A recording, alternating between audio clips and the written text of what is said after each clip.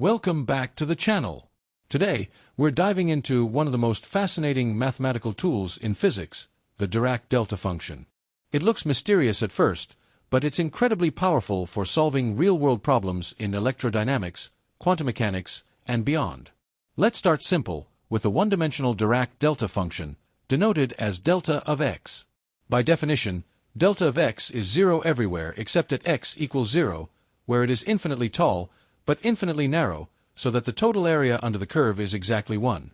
In other words, the integral of delta of x over all space equals 1.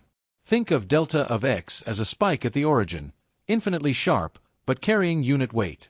Now comes the magic trick, the shifting property. If you integrate a function f of x multiplied by delta of x minus a, the result is simply f evaluated at a. The delta function acts like a perfect selector. It picks out the value of the function exactly at the point you want. Of course, physics isn't just one-dimensional.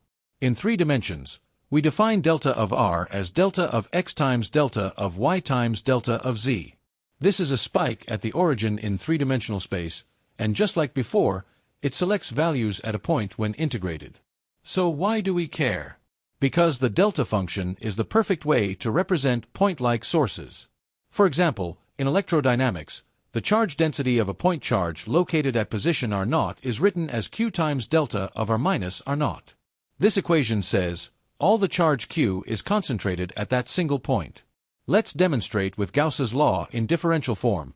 The divergence of the electric field equals the charge density divided by epsilon naught.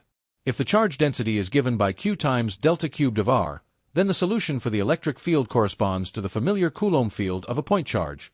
E of r equals q over 4 pi epsilon naught times r hat over r squared. So the delta function is the bridge between the abstract math of charge density and the physical reality of electric fields. To sum up, the Dirac delta function is not a regular function, but a powerful mathematical tool.